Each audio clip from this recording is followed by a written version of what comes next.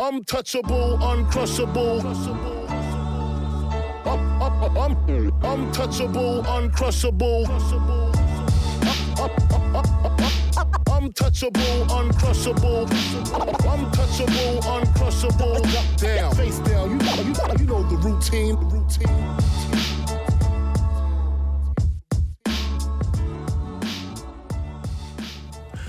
Hello and welcome to another episode of Pan and Zoom, where creatives talk about creating. Our special guest today is Burt Blackarach. He is a DJ and a music supervisor for film and television, and he's going to share his story about how he got to where he's going. How you doing, brother? I'm good, but you missed a few hyphens. Did I? I just congealed it all together organically. I got a composer, because I compose, I produce. Got a Grammy engineering with The Temptations, so composer, producer, engineer, supervisor, DJ, and I'm sure there's something else too. A good friend. And good friend, yes, compadre, homie. Yep. And, you know, companion to one of my oldest friends. That's the in truth. History and life. That's the truth. That's so cool. Yeah, it is cool. It's how we all kind of connect and then circle back. It's true. But we're here to talk about you and your journey. Here on Pan and Zoom, we talk to creatives about how they got into their craft or how their craft got into them. You know, what was your kind of aha moment? It's like, hey, I got to do this. You're unique because, you know, you started in music and then parlayed into film and TV, but we'll get to that. Okay. So tell us about your journey. You know, I think I'm glad I brought up the hyphens because it took each one of those to get where I am. It took me wanting to DJ, then it took me wanting to learn how to produce and then learn how to engineer, and then having the opportunity. I think the aha moment was I said I need to learn how to engineer to make my music sound better. And the minute that happened, literally my dad passed away, and I was at his funeral, and this dude pulled up in a U-Haul truck, and he had a truck full of equipment from Michigan. Oh, wow. And he said, I'm building a studio in Burbank. Do you want to come work with me? Like, completely unsolicited. And I'm like, yeah, I just put in the ether that I wanted to learn how to engineer. So that happened, and through that, I started making music, and I probably did like 50 records there. And I remember I was making tapes, and I gave a tape to somebody, and then like 6 months later, I get a call from James Cameron's team, and they said, we put 4 of your songs in our pilot of Dark Angel. Oh, wow. So we want to bring you on board as an additional composer. So I feel like the aha moment, you know, it's easy to say James Cameron, but it's that engineering where I said I need to make my music sound better. So then I dug even deeper into laying the foundation to getting my career in a stable place. And as I kept growing from composing to producing with Public Enemy and touring and doing all this stuff, where I ended up as a music supervisor was the culmination of everything that I've done. And the start, before I started DJing, my mother, when my parents divorced, came to me and said, do you want to run our music publishing company? And I was 14, and I was like, yes. What's publishing? And then she said, I'll teach you. So then she started teaching me how to understand what music publishing is. So then you fast forward all these years to being a supervisor, and it's like, oh, dude, I've been getting top publishing since I was a kid, so it was a no-brainer. And the only reason why I'm a supervisor is because the president of one of the big 3 called me and said, hey, we want to pick you as a supervisor for a TV show. So I wasn't even out there hunting to be a supervisor, but all the work I put in came back. Yeah, it was like undeniable. Everyone sees me, what I'm doing is like, oh, dude, he would be perfect. We got to get him to be a supervisor. So for the layman out there, talk about what music publishing actually is. Because you hear all these terrible stories of artists and they get screwed out of their publishing. Right. I saw a little video on En Vogue, and their story was pretty bad because they were getting like paid cents. Yeah, Foster McElroy got all that. Yeah. Can you explain to the layman what publishing is? You know, publishing is the ownership of the song. So a song can be written by one person. It can be written by Paul McCartney. So he owns 100% of that song. So anytime that song is used, anytime you hear it, the person who owns the publishing has to be compensated for it. So it behooves you to hold on to that publishing. People will come to you and say, hey man, you know, I'll give you X amount of dollars for your publishing, and if you need money, then you'll sell it to them. But now, anytime that song is played, anytime it's used, that person's collecting the money for the song. There's several revenue streams. Obviously, when it plays, on the radio, you make some money, but the big one is when you sync it. And syncing is taking that Paul McCartney song and putting it to a scene in a movie. That movie will pay you a flat fee to say, hey, we want to use it, we're going to give you $100,000. Now, and then it starts to generate royalty. So if you own the publishing, you get not only the licensing fee, you also get to keep the royalties every time the movie plays. So publishing is really the ownership of the song. That's awesome. I saw an article about Eric Sermon. I don't know if you saw that. It came out a couple weeks ago. Deja vu moment, dude. Are you? Whoa. Is that a first on Pan and Zoom? I think it's our first deja vu moment. Whoa. What do you know? Dude, that's crazy. We set that up. Serious deja vu moment. That's crazy. Okay. Like literally in an alternate universe. Were we talking about Eric Sermon? Dude, the Eric Sermon, the publishing, this whole you, me, this whole vision, this whole thing, literally was just burning in my head, and I had to voice it because that just freaked me out. Oh, goosebumps. Goosebumps, that's wonderful. Yeah. Yeah, no, it was an article about Eric Sermon where he gets like $250,000 every 4 months because he licensed out like the Just Like Music song with Marvin Gaye or something like that. No, it wasn't crazy. Just Like Music, it was Weekend. That's what it was, yeah. It was The Weekend, and he has 4%. He has 4% of that song. But he's pulling like crazy money just off of those songs too. So that's a perfect example of the publishing gone right. Exactly. Eric Sermon wrote a song with Parrish. They own, there's a sample in it. So let's just say Eric owns 33%, Parrish owns 33%, and they sampled the record from somebody, so that person gets 33%. Weekend says, I want to use that in my song. So the Weekend says, they make a deal and they say, okay, we're going to use that in our song, but we're only going to give you 4% because Weekend has 10 writers on the song and all types of stuff going on. So that 4% that Eric Sermon has on that Weekend song earns him $200,000 every quarter. That's so crazy. Right, so that's publishing. Right. And Eric Sermon could have easily sold that publishing to somebody, right? And someone could say, hey man, I'll give you some money for that, and you could have sold it. That person would be making the $200,000 a quarter. Yeah, you see over the past couple of years, a lot of groups, artists are either selling their publishing or getting it back. Yeah. Like they're unloading it from major labels. Yeah. And because of like the scourge of Spotify, where you have to get hundreds of millions of plays to even kind of consider it a profit. Yeah. I mean, but that's a whole another conversation. Correct. But just to get back to you, in the creating of music, can you talk about your process of how you create music? It's all inspiration. So a lot of times I'll sit down, and a lot of times the title will come to me first. And then I'll type in, boom, boom, whatever comes to my brain, and I type in the title of what I'm going to make. And then when I'm done making it, I'm like, wow, that really matched the title for some strange reason. So that's like one way when I'm just being creative and I'm working on stuff for myself.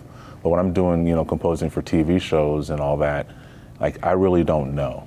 So I'm sitting down with you, and you're like, hey man, I got this really great movie and I want to do this kind of music, here it is, check it out. And I'm like, yeah, this is cool.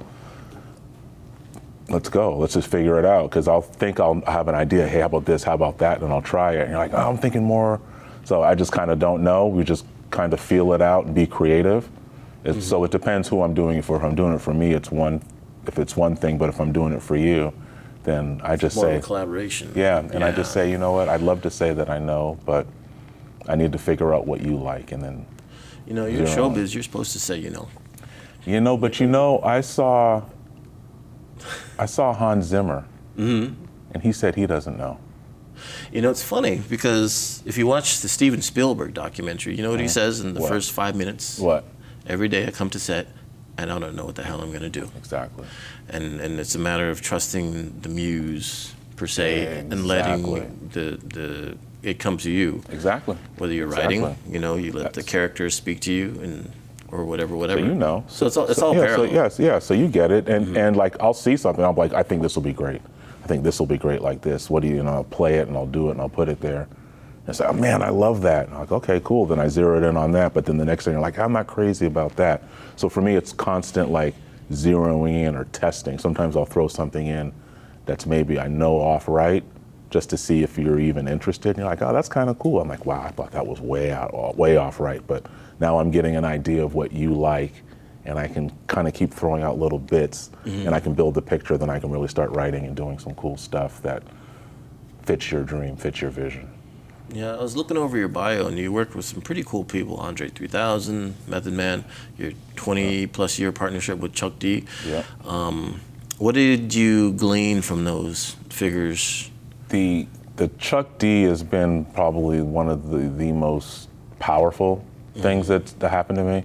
I partnered with Gary G. Wiz, who is one of the Bomb Squad producers. He produced Shut 'Em Down, the whole Apocalypse album. Brilliant producer. So I hooked up with him, and that got me into working with Chuck. And just like seeing Chuck has never changed. He's like been the same from day one that we've seen him as an artist, from day one that I started working with him until now. I mean, it's really amazing to see someone that has just stayed the same path and never, switch lanes. So that's been probably the biggest thing. His loyalty, his willingness to help people, to pick up the phone call and I say, hey man, I'd love to meet so-and-so. And he's like, yeah man, let me put you in touch with him. And he just puts you in touch with him on GP. So I think he's big. Who else? I think it's a lot of my uncles. My father was a really amazing musician and worked with a lot of incredible people. And some of those people have taken me under their wing on the down low. And that's probably been the most powerful thing, is those people respecting me, telling me how amazing I am, and giving me all the tidbits and all the lessons that they've learned and I'm receiving of it. That's awesome. So working with someone in music versus working in film, like I saw you work with Gina Price. Bythewood, yeah, yeah. Can you talk about their process? Because, everyone has their processes to get the same result, and you take from them, it's like, oh, I don't like how they did that, and you kind of help build your own kind of ethos. Right. She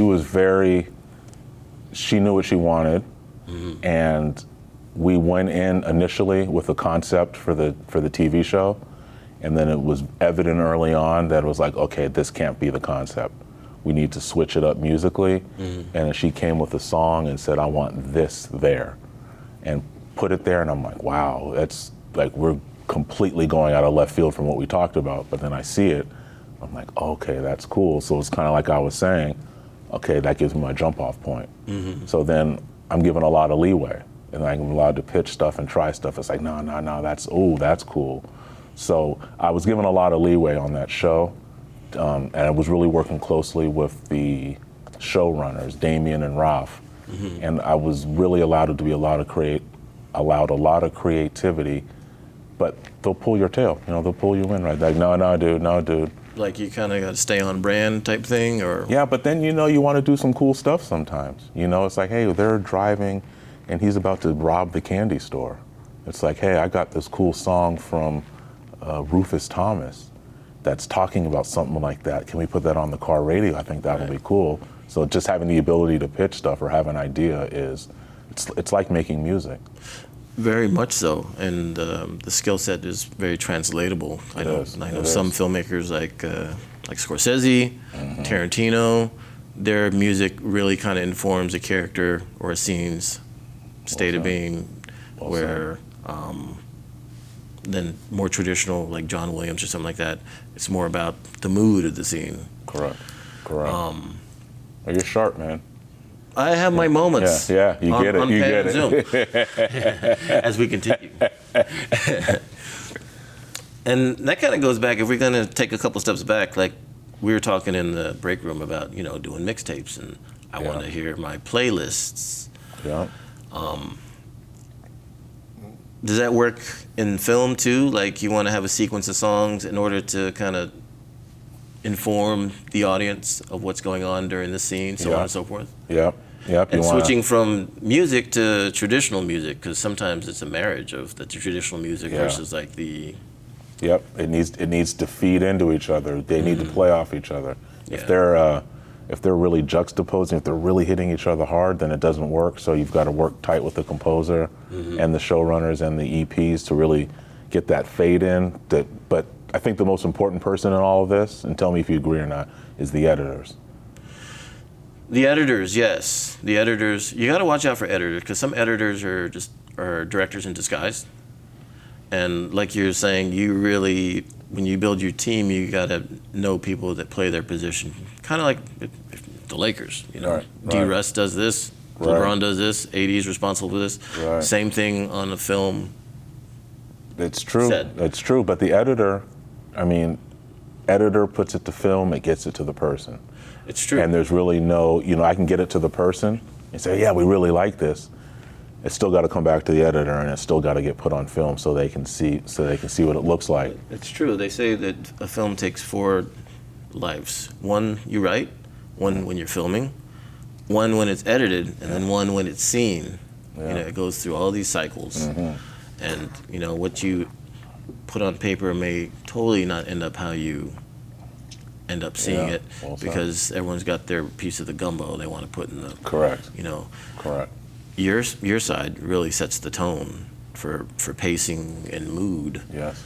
You know, Yeah. and if they want a certain mood, let's call Burt Blackarach. If we want Correct. another mood, we want Trent Reznor. Correct. If we want Correct. this mood, we want John Williams. Absolutely. Absolutely. How has the adage work begets work? How has that moved your career down the line? What, as far as supervising? Well, just supervising, because you went from DJing to composing to supervising. You know, all that is kind of like a daisy chain. Correct. You know, like for instance, tell us about the project you're working on now. So from composing to supervising, but now I'm supervising and composing. So you're So I try to, on the right shows, I'll say, hey, I would love to compose on it too, if it makes sense for what my style is. So I'm really trying to carve a niche out of, hey, I want to supervise and compose. So I've done like 4 shows like that. And in this one, I'm doing this action film with Michael J. White, and I get to compose and I get to supervise on it, which is pretty freaking cool. Yeah. Do you prefer a different thing, or do they go hand in hand? I like, I don't know, was a Renaissance man, I don't know what the right term is, but I love making records. I love creating theme songs. I love composing. I love supervising. I love DJing and touring. I really like all of it. I like performing. So, you know, I'm constantly doing all of them. I'm constantly thinking about them. I got a one-man show called Unshazammable that I do, and that is something that I think about every day, and I'm constantly collecting assets to keep building that show out. I'm convinced that I'm gonna do 2 or 3 like 1-hour specials on it. One-man show, just kind of going through these songs that I'm finding that are unshazammable, and that to me is just as exciting as the other stuff I'm doing. And because I was doing unshazammable, that's what got me on the radar for all these Sonys and Foxes and all that. They're like, dude, he's the wizard, we gotta get him. Can you talk about the concept of Unshazammable Yeah. for the people, and you can get a chance to plug it here too if you'd like. Unshazammable is a concept I came up with where the same time, like right when my dad passed away, my uncle came and said, I got all these tapes from your father that we recorded in your studio when you were a kid. My dad had 4 albums. He had 3 record deals, 4 albums. Alan Toussaint produced his first solo record. He did a second one in Muscle Shoals, so he was pretty prolific. And Have you seen that documentary? What, the Alan Toussaint one? No, on Muscle Muscle Shoals. Shoals, yeah. That is good. And so I started listening to these tapes. I'm like, whoa, this is cool. This is that song, but it's been covered by Dionne Warwick, and it's been covered by Thelma Houston, and it's been covered by Roberta Flack. But this version is dope. Why is this doper than these produced by the best people in the world? So it took me down this road of why this sounds so good and why the other songs sound so good. And then I came up with this whole explanation of it's the musicians, and it's letting them do what they do best, right? So instead of taking this and then taking it to the greatest producer in the world with the greatest record label with all the money, with 27 musicians coming in and remixing it, and you're just overdoing it, that right there is really, really cool. Yeah, and then finding the common thread. It's like, wait, this is the drummer from Donna Summer. This is the drummer from the bass player from Aretha Franklin. Listen to how these 2 songs sound similar. Is it Aretha that you like? or is it the bass player that you like and you don't realize it because it's subconscious? Listen to how the grooves are. So you can't Shazam these songs that I'm finding, and then through that I get to find all the people I grew up with, you know, all my uncles and godparents, like, hey, what do you got? I'll call Brenda Russell, and she's like, yo, I got this and that. So I get to keep collecting these assets. So I just sit down there, I play a couple songs, then I'll tell a story behind it, make some correlations. I got videos up of like my mom singing on Soul Train and talking about how that happened and that happened because of this, because of this, because of that. And then so as I started supervising, I got all these publishers, all these people that own record companies like, hey man, I got music and I'm listening to these songs. I'm like, dude, what's that? I've never heard that before. And then so I'm like, unshazamable. So I get to keep collecting assets. So my goal is to do the Unshazamable show. So feeding from composing to supervising to keeping Unshazamable going. They're all just constantly feeding each other. Yeah, it's cool because like when I started listening to hip hop, you know, and I'd be just like, oh, this is an incredible song. Where's that sample come from? And then you look at the back of the record and you say, oh, this is Roy Ayers or something like da-da-da-da. Or this is Donald Byrd, or this is Ronnie Laws. I went to school with his kids. And then, and I wasn't Ronnie Laws, I just knew he played saxophone. But then as I started listening to hip hop, and I'm like, yo, they sampled half of his work. Correct. You know? But then the kicker is that like, okay, you're like, oh, Ronnie Laws, but it's like, no, what about the drummer? What about the bass player and the guitar player on there? Because it's not just the sax. Yeah. You know, it's that whole groove. And where did those guys come from? And what was their contribution to the song? And did they just come in and play? Or were they given charts to play with, or did they just come up with grooves like Muscle Shoals? They're just coming up with grooves. And that's, you know, you love Muscle Shoals because you start comparing, Muscle Shoals did this record, that record, that record, that record, that record. You like all those records. You got from Brian Wilson all the way down to Aretha and everything in between. Why do you like all those? Yeah. You got Carol Kay and the whole crew in there. I see a lot of videos like when they're talking about the old Michael Jackson records, and like I think it's Steve Lukathy, the guy from Toto. Steve Lukather. He played so much music on those old Michael Jackson records, and then it's like, and I love Toto, and you know all the musicians on the old Steely Dan albums, and like, oh my God, he was on there and he was playing that. It really is a. You're just throwing me a softball right now. Right. You're just laying that one up for me. I am. Because Lukather, I used to ask my dad, I'm like, what's a Lukather? And he said, that's Steve Lukather, the guitar player, because I would always hear the word Lukather in the house. Lukather. I'm like, what's a Lukather? So. Did he used to come over? Oh yeah, all the time. I mean, they were tight. He's playing on demos, on my father's demos. There was one demo that I was playing for Aloe Black. Oh wow. And he said, that's really cool. That sounds like I Keep Forgetting from Michael McDonald. And then it just like clicked and I hit him. He's like, what? And I says, that demo is Toto. Michael McDonald, I Keep Forgetting, is Toto. It's the Toto musicians. And that's that's them doing the Toto thing. And then same with Steely Dan. Chuck Rainey is the bass player on the Steely Dan records. He's playing on the demos, on my father's demos. And it's like, okay, this is part of the reason why Steely Dan sounds good, part of the reason why these records sound good. And then the original lead singer of Steely Dan is David Palmer, who wrote like 5 songs with my dad, and all of them have been covered. And never mind that Michael McDonald is like the ultimate backup singer too. Oh man, he's on so many. He's on some like, bro. I'm like he's there too. I love that skit of what was that Canadian sketch show? Oh, Kids in the Hall? Yeah, with Rick Moranis. Yeah, I think that's a great skit. He's driving into the studio really fast, opens up the door, sings his background vocal part, which is just one note, closes the door, comes out, signs the contract. Oh wait, I gotta go back in.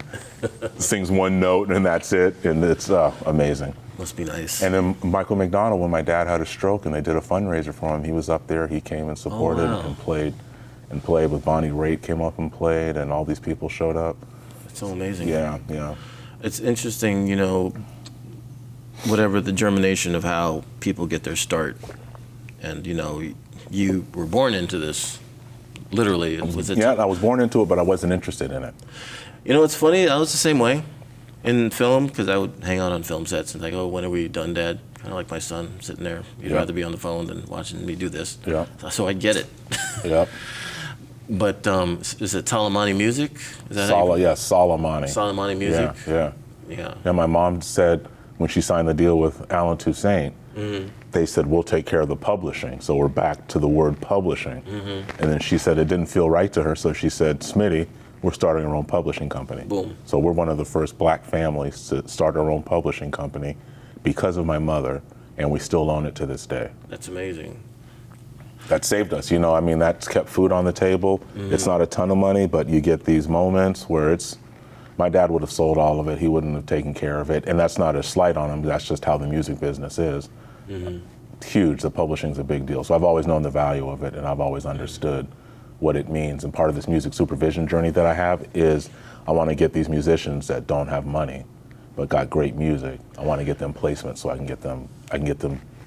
get their teeth fixed and they can eat. No, exactly. Yeah. Where can people find you on the internet if they need to look you up? DJ Burt Blackarach on Instagram. Anything, just type in Burt Black. Well, hold up, I'll make it easy for you The guys. shirt, boom. I'll make it easy for The you. dreads out the way, there you go. Right there. Boom. DJ Burt Blackarach. Just put Burt Blackarach in, you'll find it. I'm on IG, YouTube, and all that good stuff. Mm-hmm. I mean, this has been an awesome conversation, and here on Panda Zone, we don't want to I appreciate you for even thinking of bringing me here. Talking to someone like you who's just so knowledgeable, who's just seen every aspect of this business from day one. Mm-hmm. It really gave me a lot of confidence to have a phone call from you. No, it's all good, you know, because everyone needs to hear their story. It's not just the actors and the stars. We want to hear all the behind-the-scenes people. You know, it's the journey, man. People got to hear the journey. You got to hear the foundation. You got to get your foundation. Because they only see A to Z. They don't see everything in between. Right. Correct. You know, and yeah, man. Thanks a lot. Yeah. What's the saying? It was the one night wonder, or an overnight star, but it took 20 years 25 to years. be an 20 years to be an overnight success. Mm-hmm. And so, what I think we're going to do is we're going to wrap this up. This has been a wonderful episode here on Panda Zoom. I'd like to thank you, Mr. Burt Blackarach. I appreciate you, Sati. For imparting your knowledge. Absolutely. And if he can do it, you can do it. That's the truth. You know? That's the truth. He's not lying about that. You got to just follow your heart, and who knows where it will take you. I don't have any more platitudes. So? Oh, I'm here to help everybody. If you guys reach out to me on IG, I will help you. And we'll make sure that's at the bottom of the screen in lower thirds. All right. Thank you again. And until then, keep on filming.